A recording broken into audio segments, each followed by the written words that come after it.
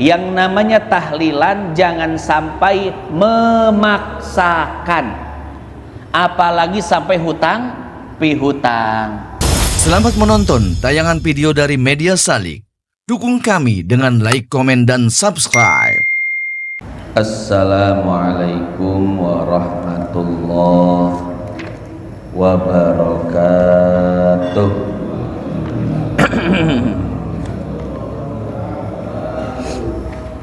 Hadirin jamaah yang dimuliakan Allah, pada kesempatan kali ini kita akan membahas tentang dalil tahlilan. Dalil apa? Tahlilan. Kitab yang akan kita baca yaitu masih kitab yang dikarang oleh Imam Suyuti yang berjudul Al-Hawi lil Fatawi. Hadirin jamaah yang dimuliakan Allah, sebetulnya tahlilan itu masalah khilafiyah. Ada yang pro, ada yang kontra, ada yang setuju, ada yang tidak. Jadi di dalam Islam itu ada dua permasalahan atau ada dua kasus. Kasus pertama adalah kasus yang disepakati oleh seluruh umat Islam, bukan cuman ulamanya, tapi seluruh umat Islam sepakat dengan permasalahan ini. Ini namanya al-masail al-usuliyah, masalah yang prinsip. Tidak boleh satupun orang Islam berbeda. Kalau beda kafir, beda murtad. Ini namanya usuluddin, prinsip dalam agama. Yang kedua ada masalah al-furu'iyah, al-ijtihadiyah, al-khilafiyah. Satu permasalahan di mana kaum muslimin boleh berbeda pendapat. Nah, masalah tahlilan ini masuknya adalah masalah furu'iyah, ijtihadiyah, khilafiyah, masalah partikular di mana seorang muslim boleh berbeda pendapat dengan muslim yang lainnya, ya. Adapun masalah usuliyah, masalah prinsip yang tidak boleh berbeda pendapat, kira-kira apa? Contoh, masalah Tuhan kita adalah Allah. Tidak boleh satupun orang Islam berbeda pendapat. Kalau ada yang beda pendapat, kafir. Ada yang bilang Tuhannya bukan Allah, kafir, ya. Ada yang bilang Tuhan 2, 3, 4, kafir. Karena ini masalah usul, masalah prinsip, tidak boleh berbeda. Contoh lain masalah usul, masalah prinsip adalah Nabi terakhir yang diutus oleh Allah adalah Nabi Muhammad. Tidak ada Nabi dan tidak ada Rasul setelah Nabi Muhammad. Ini umat Islam semuanya sepakat, Pak. Tidak ada yang beda satupun. Baik NU-nya, Muhammadiyahnya, Salafinya, HTI-nya, semua. Betul, semua sepakat. Ahlus Sunnah wal Jamaahnya, Mu'tazilahnya, Syiahnya, Salafinya, Wahabinya kalau dibilang mungkin. Semuanya sepakat. Ya, sholat 5 waktu menghadap kiblat. Kemudian yang menjadi pedoman kita adalah Al-Quran. Itu semuanya masalah usuliyah, masalah prinsip di mana umat Islam pasti sepakat, pasti sama, satu titik, satu tujuan, satu muara, nggak ada perbedaan sama sekali. Tapi masalah yang kedua yang namanya masalah furu'iyah, partikular, dalil-dalilnya multi tafsir. Maka kaum muslimin berbeda pendapat seperti kunut atau tidak. Kemudian posisi tangan di mana? Di atas dada, di tengah, di bawah pusar. Ada yang enggak sedekap sama sekali. Ada yang tahiyatnya diem, ada yang gerak-gerak, ada yang maulidan, ada yang tidak. Begitu pula ada yang tahlilan, ada yang tidak. Jadi yang akan kita bahas pada kesempatan kali ini adalah permasalahan yang tidak usah diperdebatkan. tidak usah dijadikan alasan untuk bermusuhan. Ya, artinya begini Pak, yang mau tahlilan silahkan, yang tidak tahlilan juga tidak jadi masalah, semuanya punya dalil. Tapi pada kesempatan kali ini yang akan kita kaji adalah dalil orang yang pro tahlilan, dalil orang yang setuju dengan tahlilan. Apa dalilnya akan kita ungkap lewat kitab Al-Hawi lil Fatawi karya Imam Suyuti. Kemudian nanti di akhir kita akan berikan beberapa catatan ya. Walaupun tahlilan ini ada dalilnya, diperbolehkan, tapi tetap ada beberapa hal yang perlu kita perbaiki dari tradisi tahlilan kita ini agar menjadi tahlilan yang tidak memberatkan. Karena sebagian orang mengadu, Pak Ustadz, orang tua saya meninggal dunia tapi saya harus mengeluarkan biaya 10 juta untuk tahlilan. Lumayan seminggu 10 juta, berat enggak? Kata saya, kata dia berat Pak Ustadz. Berarti kan tahlilan memberatkan ya, padahal ada dalilnya, ada legitimasinya dari Al-Hawi lil Fatawi. Maka ini jadi PR untuk kita, nanti kita jelaskan di akhir pembahasan. Sekarang kita bahas dulu dalilnya. Imam Suyuti memberi judul Tulu'us Suraya bi izhari ma kana khafiyya. Bismillahirrahmanirrahim. Alhamdulillah. Wassalamun ala ibadihil ladzina astafa. Titik. Mas'alatun, ada satu kasus kata Imam Suyuti. Fitnatul mauta fi quburihim. Fitnah bagi orang yang wafat di dalam kuburnya. Ini sudah kita jelaskan yang dimaksud dengan fitnah atau fitnah kubur adalah pertanyaan kubur. Karena makna fitnah itu banyak ya, sudah kita bahas. Fitnah bisa bermakna pertanyaan, ujian, juga bisa bermakna syirik. Al fitnatu asyaddu minal qatli. Syirik lebih kejam daripada, lebih berat, lebih parah daripada pembunuhan.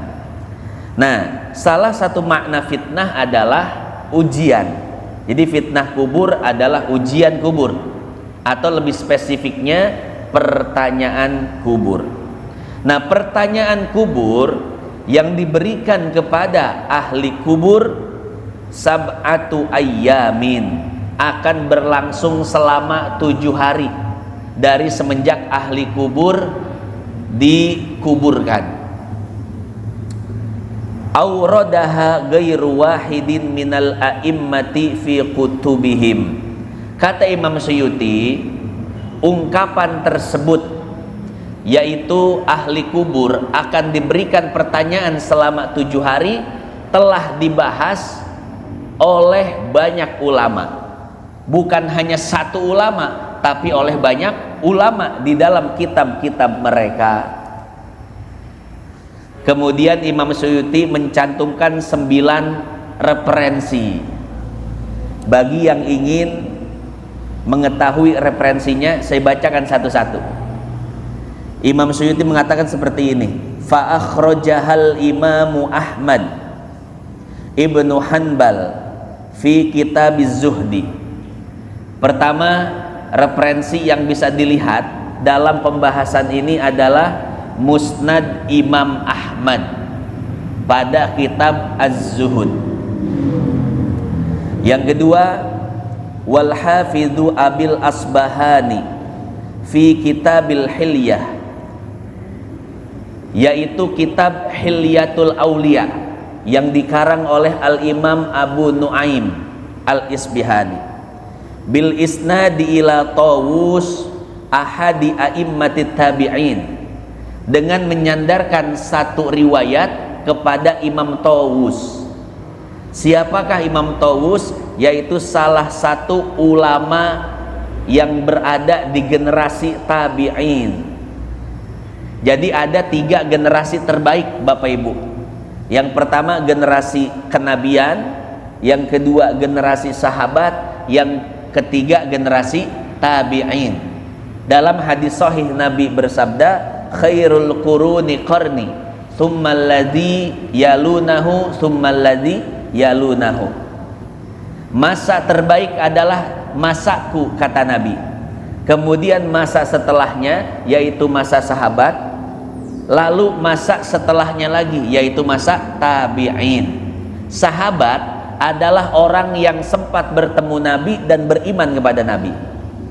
Kemudian tabi'in adalah orang-orang yang tidak sempat bertemu Nabi, tapi mereka sempat bertemu dengan sahabat Nabi. Jadi ada 3 generasi terbaik, ya.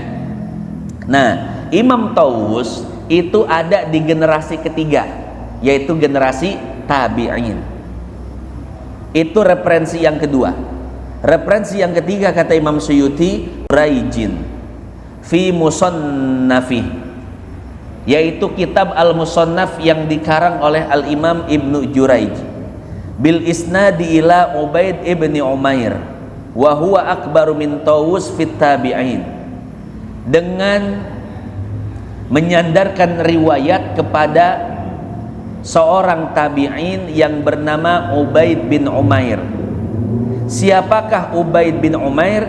Yaitu salah satu tokoh besar pada masa tabi'in.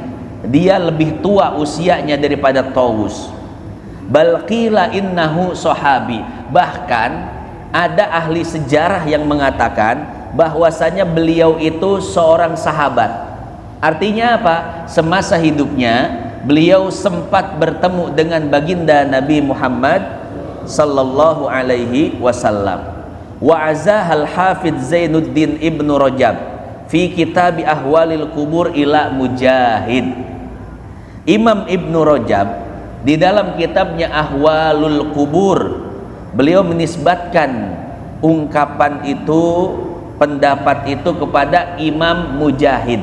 Imam Mujahid ini merupakan muridnya daripada Al-Imam Abdullah bin Abbas yang berada di Mekah.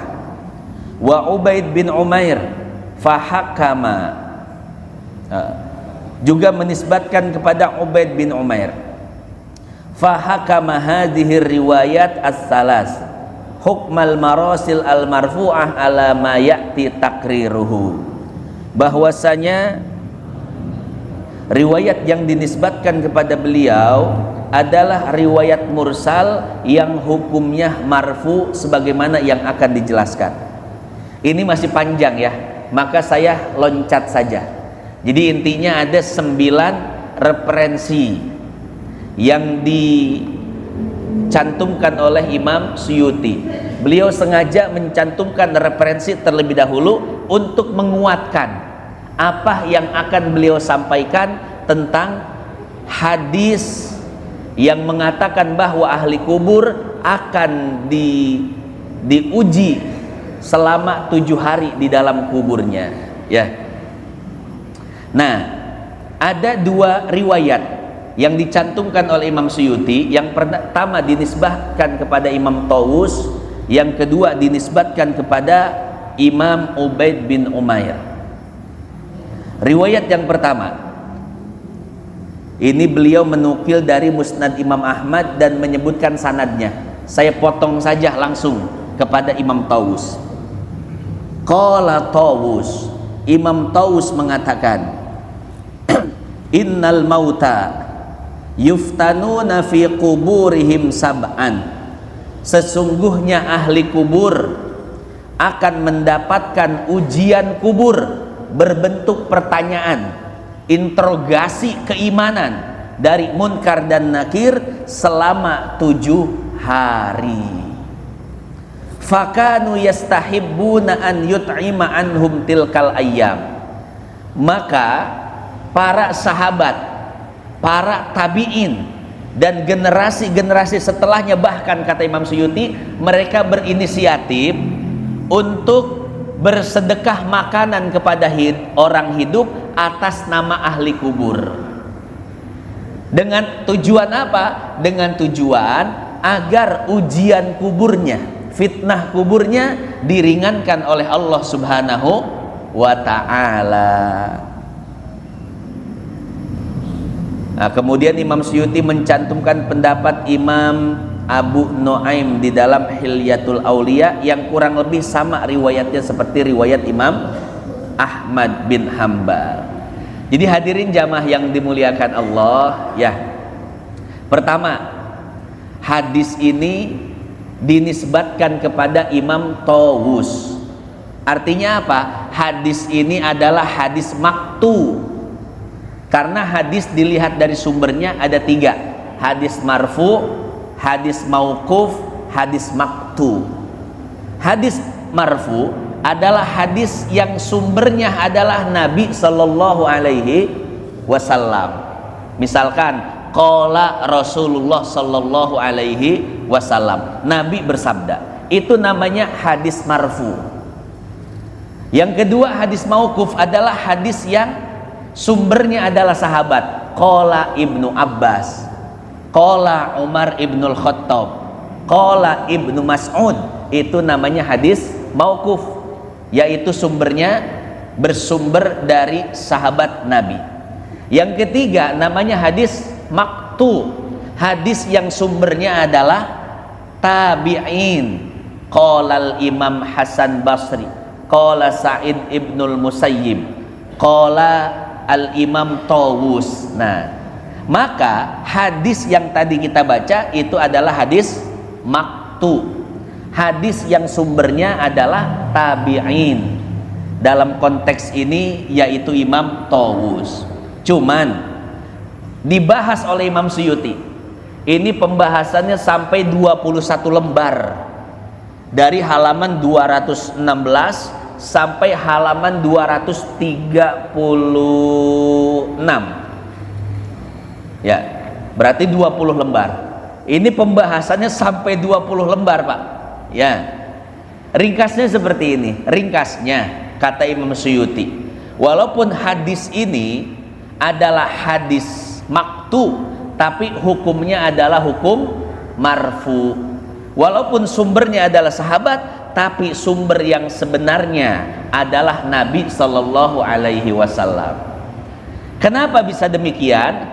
Karena bunyi hadis ini atau matan hadis ini mimma la majala lirra'yi, merupakan hadis yang akal tidak mungkin berperan dalam hadis itu.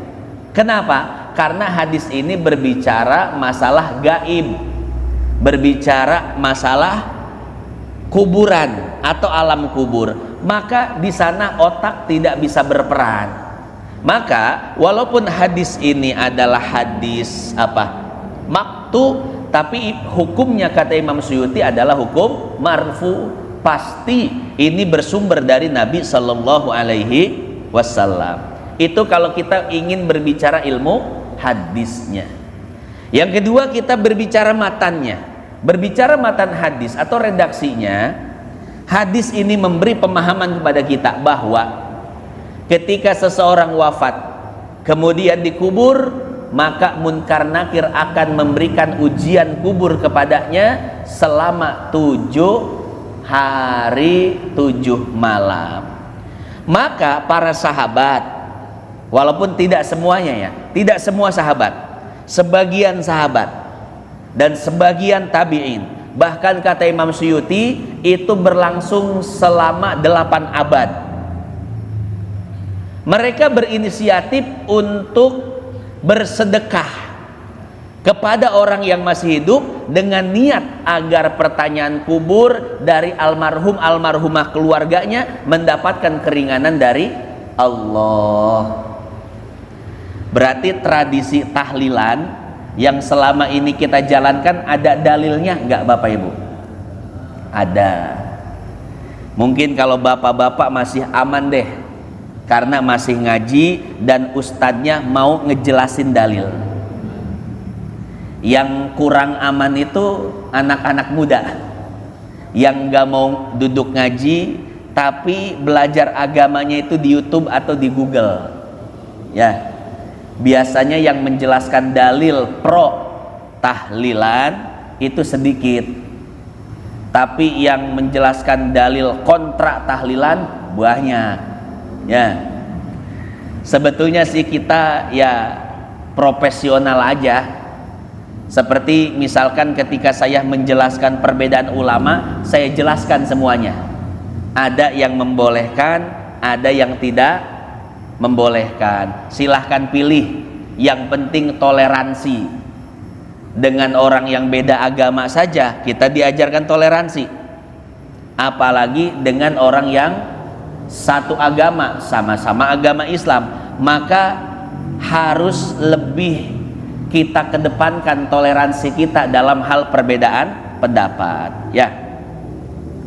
Nah, saya beritahu sekali lagi bahwasanya tahlilan ini masalah apa?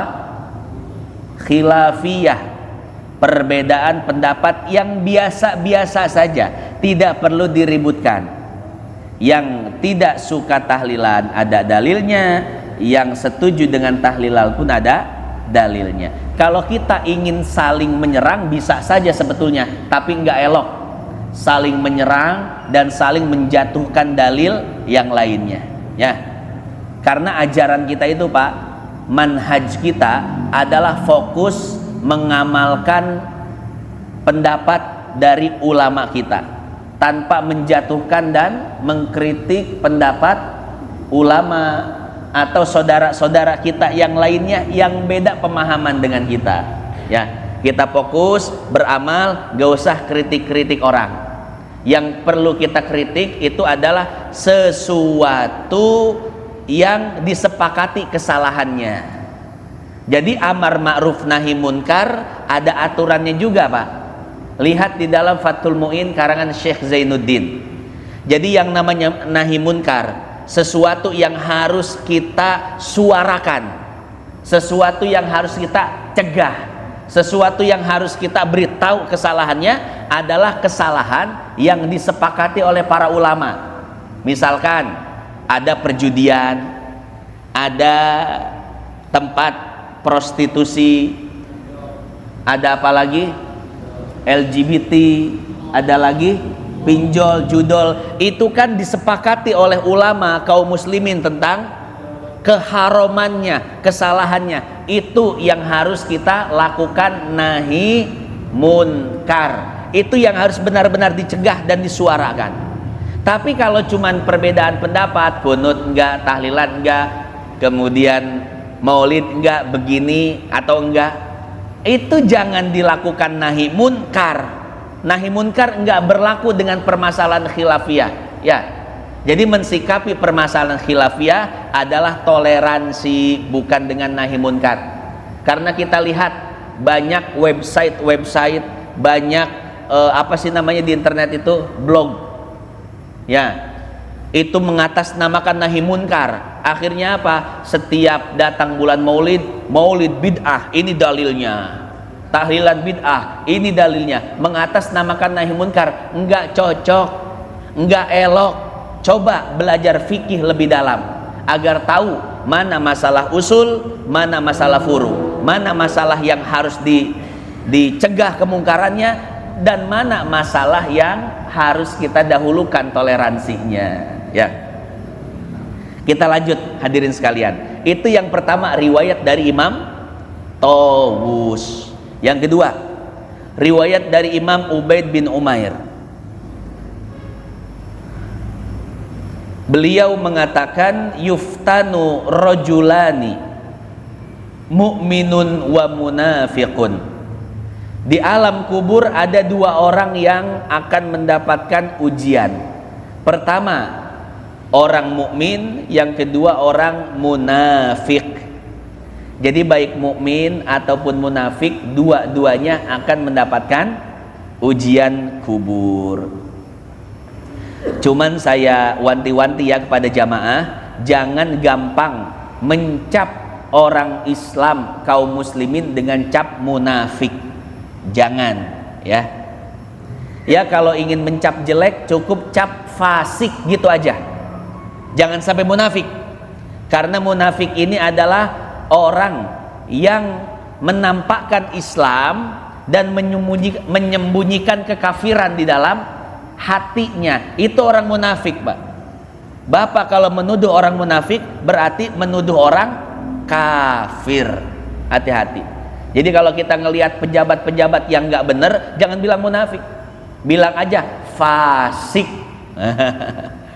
Ngelihat orang-orang tukang bohong, tukang khianat, tukang nipu, jangan bilang munafik, fasik gitu. Pelaku dosa besar, begitu saja udah. Jangan dibilang munafik. Karena emang di antara kita tahu secara pribadi ya, apakah orang itu munafik atau tidak, nggak ada yang tahu. Ya. Karena prinsip fikih adalah nahnu nahkumu bid-dhawahir wallahu yatawallas sarair. Kita ini hanya menghukumi orang berdasarkan kasat mata, zohirnya saja. Sementara perkara munafik adalah perkara hati. Nah, kurang lebih seperti itu ya. Nah, kita kembali ke riwayat. Di alam kubur ada dua orang yang diuji, mukmin dan munafik. Fa ammal mu'min fayuftanu sab'an. Adapun orang mukmin diuji di alam kuburnya selama 7 hari. Wa ammal munafik fayuftanu arba'ina sobahan. Adapun orang munafik maka akan diuji di alam kuburnya, diberikan pertanyaan-pertanyaan oleh munkar nakir arba'ina sobahan, selama 40 hari. Pak, diinterogasi sama polisi sejam, bagaimana? Deg-degan ya? Deg-degan, wah gemetar, padahal baru sejam sama polisi lagi. Bayangkan 7 hari diinterogasi oleh munkar nakir di tempat gelap dan sepi, tidak ada yang lain melainkan munkar nakir dan kita. Bagaimana, Pak? Itu 7 hari. Orang munafik 40, lebih lama lagi, gemeter luar biasa ya.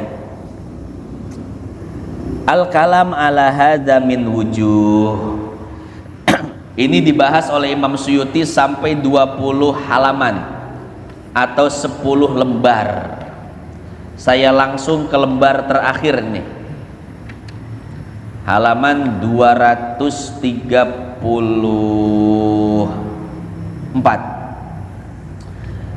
Kata Imam Suyuti begini, anna sunnatal it'am sab'atu ayyam balagoni annaha mustamirratun ilal an bi Makkah wal Madinah. Bahwasanya kesunahan memberi makan selama 7 hari telah sampai riwayatnya kepadaku bahwa tradisi itu masih berjalan di Makkah dan Madinah sampai sekarang. Maksudnya sampai sekarang itu sampai zaman Imam Suyuti. Beliau itu berada di abad ke-8, tahun 800-an Hijriah. Berarti dari zaman Nabi, dari zaman sahabat, terus tradisi itu berlangsung sampai 8 abad di Makkah dan Madinah. Ya, kemudian sampai masa timbulnya pemberontakan di Makkah Madinah. Masa akhir dari khilafah Turki Utsmani, kan terjadi pemberontakan tuh. Khilafah Turki Utsmani digulingkan, baru kemudian berdirilah negara Saudi. Iya, jadi negara Saudi itu diambil dari namanya diambil dari pendirinya, yaitu Muhammad bin Saud. Jadi Muhammad bin Saud itu tokoh politik yang melakukan pemberontakan terhadap Turki Utsmani dengan bantuan Inggris ya. Jadi tokoh politik Muhammad bin Saud bekerja sama melakukan rekonsiliasi dengan Muhammad bin Abdul Wahab, tokoh agama. Kemudian Inggris membantu melakukan pemberontakan dan menjatuhkan khilafah Turki Utsmani. Ya, sehingga beberapa daerah kekuasaan Turki Utsmani diambil alih dan didirikan kerajaan namanya Kerajaan Saudi Arabia sampai sekarang. Itu dijelaskan di dalam kitab Unwanul Majdi fi Tarikhin Najdi, ya, karangan ulama Saudi, ahli sejarah Saudi. Nah, tapi kita tidak ingin membahas sejarahnya karena sejarah itu mengerikan, Pak. Pertumpahan darah, pembunuhan, pembantaian, perang saudara, dan lain sebagainya. Nah, kita ingin menyoroti satu kasus bahwa kata Imam Suyuti, ternyata tradisi memberi makan kepada orang-orang hidup atas nama orang yang sudah meninggal dunia itu berlangsung selama 8 abad. Maka orang yang pro tahlilan menggunakan riwayat ini untuk sebagai, bukan justifikasi, memang sebagai dalil, ya, bagi tradisi kita selama ini, yaitu tahlilan yang dilaksanakan selama 7 hari. Fadzahir annaha lam tutrak min ahdis sahabah ilal an wa annahum akhadhuha khalfan an salafin ila sadril awal. Seperti yang tadi dijelaskan, itu sudah berlangsung selama 8 abad, dari zaman Nabi sampai zaman Imam Suyuti. Cuman saya ulang lagi bahwa ini dilakukan bukan oleh seluruh sahabat, tapi sebagian sahabat. Wa ra'aitu fit tawarikh katsiran fi tarajimil a'immah yaqulun wa aqamman nasu ala qabrihi wa aqaman nasa ala qabrihi sab'ata ayyam yaqra'unal Qur'an. Bahkan bukan cuman tradisi tahlilan 7 malam, tapi kata Imam Suyuti, memang tradisi membaca Quran di kuburan itu memang sudah ada dari zaman dulu. Itu sudah jadi tradisi para ulama. Kan tradisi kita begitu, ya. Kalau ada yang meninggal dunia, maka di kuburannya ngaji Quran selama 7 malam. Wa akhrajal hafidh al-kabir Abul Qasim ibnu Asakir fi kitabihil musamma tabyinu kidbil muftari fi ma nusiba ilal imam Abil Hasan al-Ash'ari. Beliau mengatakan, sami'tu Syekh al-Faqih Abul Fatah Nasrullah ibn Muhammadin ibni Abdul Qawi al-Masisi yaqul tawaffa Syekh Nasru ibnu Ibrahim al-Maqdisi fi yaumi sulasa at-tasi minal Muharram sanah tis'in wa arba'miyah bi Dimashq. Syekh Nasr bin Ibrahim wafat di bulan Muharram tanggal 9 tahun 490. Beliau wafat di Damaskus. Wa aqamna ala qabrihi sab'a layalin, dan kami melihat bahwasanya para ulama mengumpulkan orang-orang untuk membaca Quran di makam beliau selama 7 malam. Naqra'u kulla lailatin 20 khatmah. Satu malam bisa dapat 20 kali hataman Quran. Berarti ini yang ngaji Qurannya, Pak, itu para hafiz. Yang ngaji Qurannya orang yang lisannya sudah akrab dengan Quran, makhrajul hurufnya bagus, ya. Dan banyak yang ngajiin Qurannya sampai satu malam dapat 20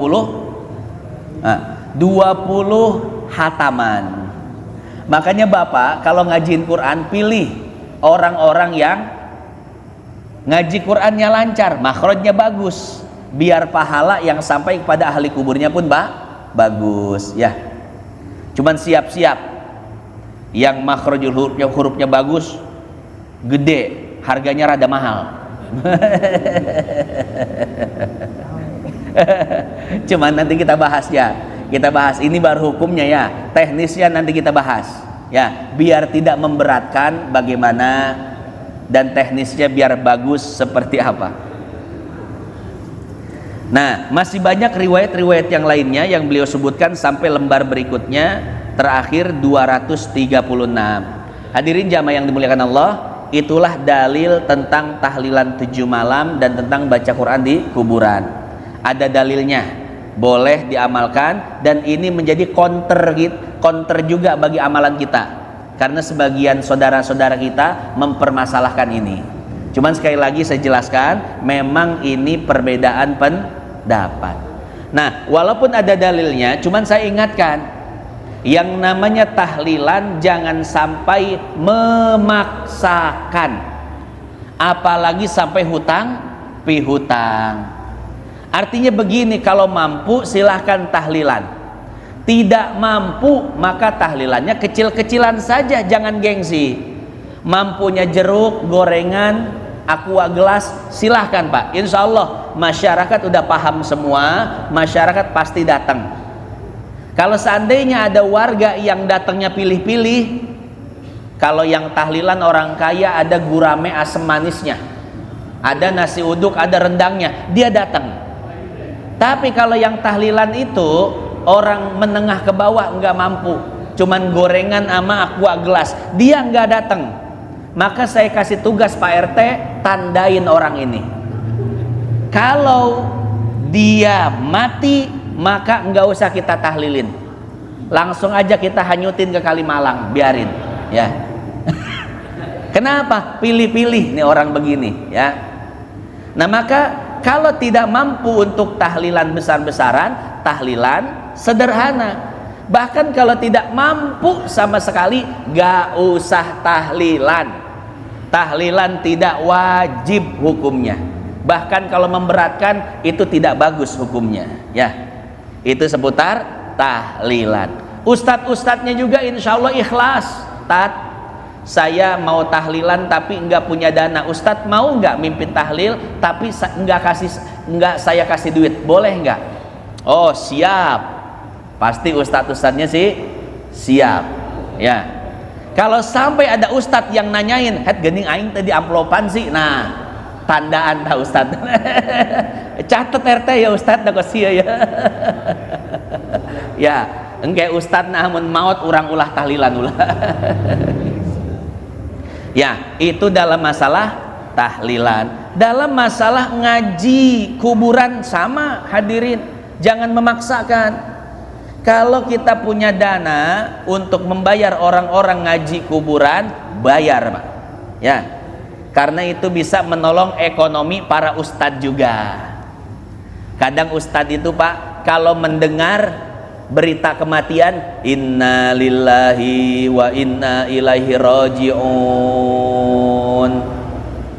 Ini ustadz-ustadz, alhamdulillah, proyek baru. Aduh, masya Allah ya. Ini bercanda aja, bercanda ya. Terlepas dari itu semua ya, kesedihan atau kebahagiaan, sebagian orang sedih, sebagian orang bahagia. Oh, proyek ini ya.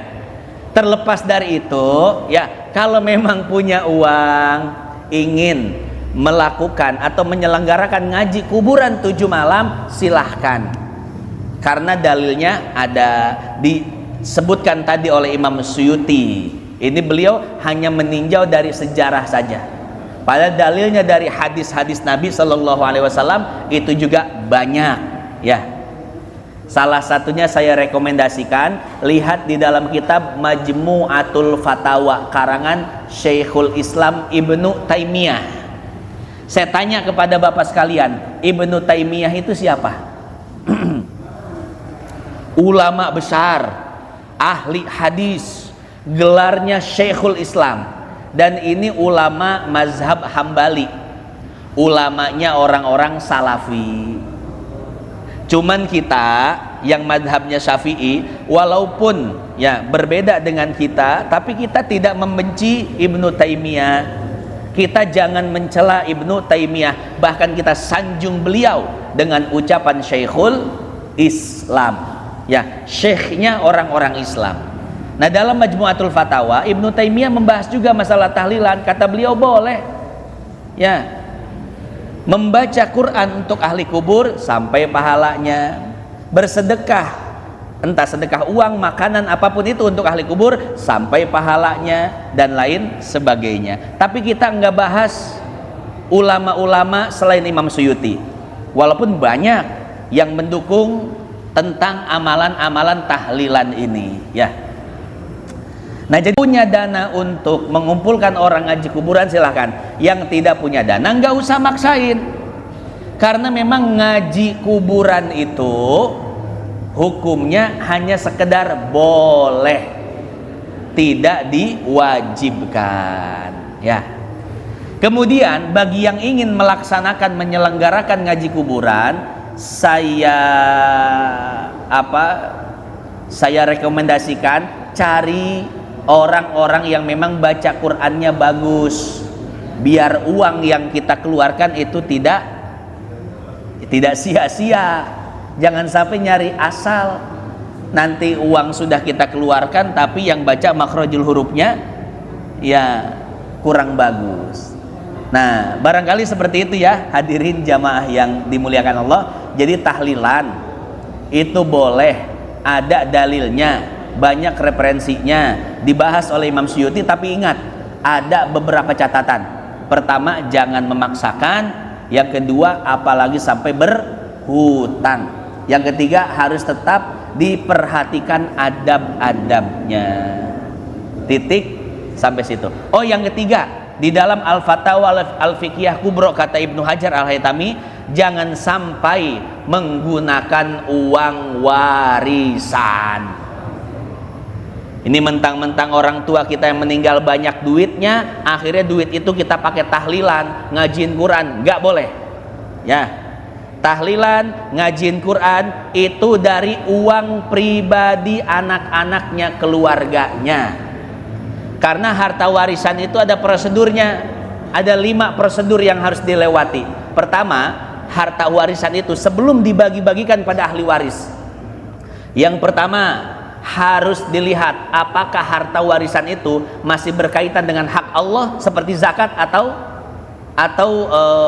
nazar dan lain sebagainya. Kalau belum dikeluarkan zakatnya, keluarkan dulu zakatnya. Yang kedua, apakah ada kaitan hutang dengan manusia? Kalau punya hutang dengan manusia, maka lunasi dulu hutangnya. Yang ketiga, apakah ada wasiat? Kalau ada wasiat harta, tunaikan dulu wasiatnya. Yang ketiga, biaya pengurusan jenazah, yaitu biaya pemandiannya, pengkafanannya, yang wajib-wajibnya saja ya. Yang wajibnya kan 4: memandikan, mensolatkan, mengkafankan, mengkuburkan. Ini biaya 4 ini keluarkan. Tahlil, ngaji Quran nggak termasuk. Yang kelima, baru setelah yang 4 dilaksanakan, dibagi-bagikan warisannya. Nah, setelah dibagi-bagi warisannya, atau belum dibagi tapi udah ketahuan jumlahnya, satu orang berapa duit ketahuan, maka berkumpul, berdiskusi tentang tahlilan. Ini gimana? Harta warisan kita udah kebagian nih, sekian-sekian. Gimana kalau kita potong dari harta warisan ini untuk biaya tahlilan, ngaji Quran dan lain sebagainya? Kalau dengan cara seperti itu boleh. Ya, dengan catatan tadi harus sudah diketahui bagian setiap ahli warisnya berapa. Kemudian tinggal dipotong nanti ya. Semuanya ikhlas, semuanya ridho, silahkan. Tapi kalau ada salah satu saja yang tidak ikhlas, satu saja yang tidak ridho, maka tahlilan ngaji kuburan tidak boleh menggunakan harta warisan. Atau salah satu ahli waris ada yang anak kecil, belum baligh, maka harta warisan tidak boleh diotak-atik sama sekali. Ini jadi catatan Pak ya, karena banyak yang tahlilan, ngaji Quran pakai harta warisan, nggak boleh, haram hukumnya ya. Kurang lebih seperti itu ya. Wallahu a'lam bishawab. Terima kasih sudah menonton tayangan video dari Media Salik. Jangan lupa dukung kami dengan like, komen, dan subscribe. Nantikan tayangan video berikutnya.